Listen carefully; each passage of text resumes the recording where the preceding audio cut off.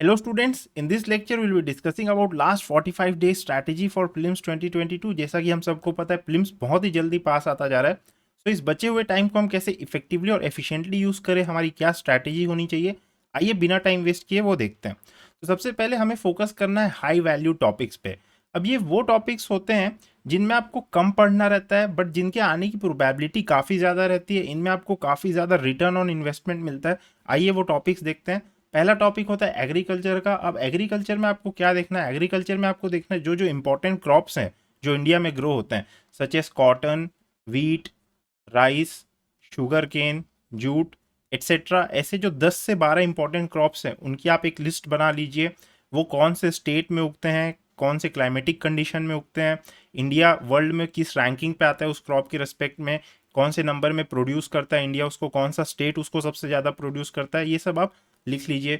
उसके अलावा आपको जो है रबी और खरीफ के बीच का डिफरेंस पता होना चाहिए और आपको कुछ इंपॉर्टेंट स्कीम्स पता होना चाहिए जो गवर्नमेंट ने लॉन्च की हैं with respect to agriculture. Next we have biology. Biology is becoming favourite of UPSC. 2021 में भी काफ़ी सारे क्वेश्चन आए थे बायोलॉजी के, और अभी जो है कोविड 19 का टाइम चल रहा है, so it can be expected कि इम्यूनिटी से क्वेश्चन आया जा सकता है। जैसे हर्ड इम्यूनिटी क्या होती है, एनेट इम्यूनिटी क्या होती है, पैसिव क्या होती है, एक्टिव क्या होती है, तो ऐसे क्वेश्चंस एक्सपेक्टेड हैं।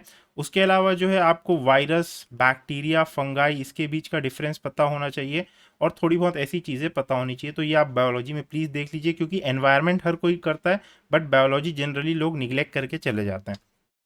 Then next we have economic survey. अब इकोनॉमिक सर्वे में जो है आपको ट्रेंड्स पता होने चाहिए, खास करके कि क्या ट्रेंड्स हैं। जो उसमें चार्ट्स और ग्राफ्स दिए हैं प्लीज़ उनको ढंग से देख के जाइए। जैसे एक दिया रहता है, ऐसा एक सर्कल बना रहेगा और उसमें दिया रहेगा कि रूपी कम्स इन फ्रॉम, रूपी गोज आउट टू, ऐसा एक सर्कल बना रहता है, 1 रुपये के सिक्के में बताया रहता है।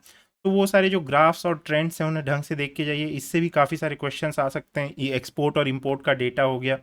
Then next we have mapping. Now mapping is again becoming very important, खास करके अभी जो रशिया यूक्रेन का वॉर चल रहा है, तो आपको वहाँ का एरिया पता होना चाहिए, कौन कौन सी कंट्रीज जो है रशिया और यूक्रेन को बॉर्डर करती है, ब्लैक सी, कैस्पियन सी कहाँ पे है, और बाकी सारी चीज़ें। तो इसमें आपको इंडियन और इंटरनेशनल मैपिंग दोनों पे इक्वल फोकस देना है, इसे भी निगलेक्ट करके मत जाइए, हर साल इससे क्वेश्चन आते हैं। And at last we have post independence history. ये काफ़ी इंपॉर्टेंट होता जा रहा है आजकल, यूपीएससी पोस्ट इंडिपेंडेंस हिस्ट्री पे भी फोकस करने लग गया। सो प्लीज़ इस टॉपिक को मत छोड़ के जाइए। स्पेक्ट्रम के पीछे में जो छोटा सा हिस्सा दिया उसे अच्छे से पढ़िए, उससे काफ़ी ज़्यादा चांसेस है कि आपके क्वेश्चन सॉल्व हो जाए। So these are high value topics.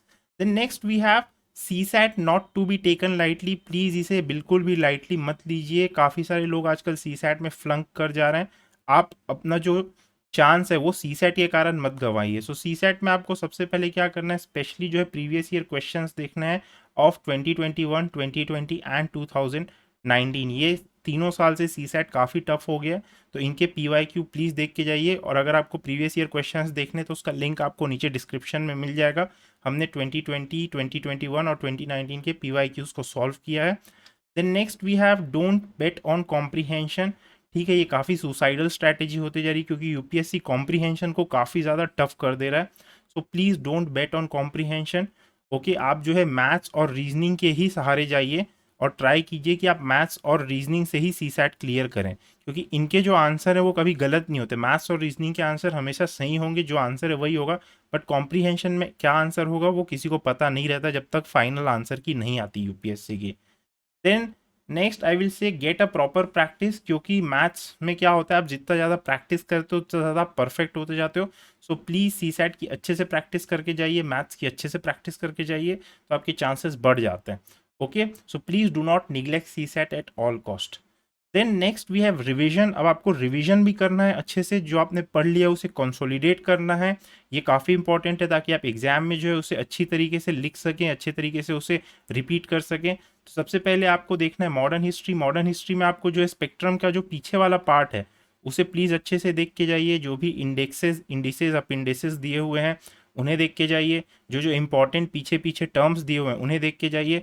खास करके जो पार्टीशन वाला चैप्टर है उसके बाद से जो चालू होती है हमारी spectrum, survey of British policies in India. Okay, survey of British policies in India, ये वाले चैप्टर से स्पेक्ट्रम देख के जाइए, काफ़ी इंपॉर्टेंट है ये। Then next we have polity. Polity को भी प्लीज़ मत छोड़ के जाइए, इसमें सबसे इंपॉर्टेंट एरिया है फंडामेंटल राइट्स वाला, प्रीएम्बल वाला, उसके अलावा कॉन्स्टिट्यूशनल बॉडीज़, ये वाला एरिया प्लीज़ अच्छे से करके जाइएगा। Then we have environment, environment also becomes very important, इसमें आपको खास करके सारे एक्ट्स पता होने चाहिए इंडिया के, जो भी है Indian forest act, okay, wild life protection act हो गया, उसके बाद एयर एक्ट हो गया, वाटर एक्ट हो गया, फॉरेस्ट राइट एक्ट हो गए, तो ये सारे एक्ट्स आपको पता होने चाहिए कब आए थे, मतलब कि कौन सा जो बॉडी है कौन से एक्ट के अंदर आता है। तो ऐसा आपको wild life crime control bureau वो कौन से एक्ट के अंदर आता है, तो वो इसके अंदर आता है, वाइल्ड लाइफ प्रोटेक्शन एक्ट। तो आपको ये सारी बॉडीज़ पता होनी चाहिए, सारे एक्ट प्लीज़ ढंग से देख के जाइएगा। और जो एग्रीमेंट्स हैं इंपॉर्टेंट, जैसे पेरिस एग्रीमेंट हो गया, ठीक है, फिर मॉन्ट्रियल प्रोटोकॉल और इसका वियना कन्वेंशन, तो ये सारी चीज़ें प्लीज़ देख के जाइएगा एनवायरनमेंट में। Geography is becoming very important now days, geography में आपको एनसीईआरटी अच्छे से करना है। पिछले बार भी क्वेश्चन आ गया था जिसमें लोग कंफ्यूज हो गए थे कि फॉस्फोरस साइकिल होगा कि सल्फर का साइकिल होगा।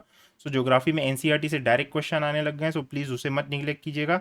And at last ancient and medieval भी काफ़ी ज़्यादा इंपॉर्टेंट हो गया, इसके लिए आप जो है लूसेंट की बुक कर सकते हो, लूसेंट की बुक कर सकते हो, उसमें जो एंशियंट और मिडिवल वाला पार्ट है वो कर लीजिए।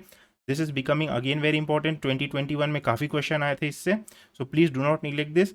नाउ सबसे इंपॉर्टेंट चीज़ है बॉडी क्लॉक को प्लीज़ अपनी ठीक कीजिए। आपको जो पेपर है वो देना है 9:30 से 11:30 के बीच।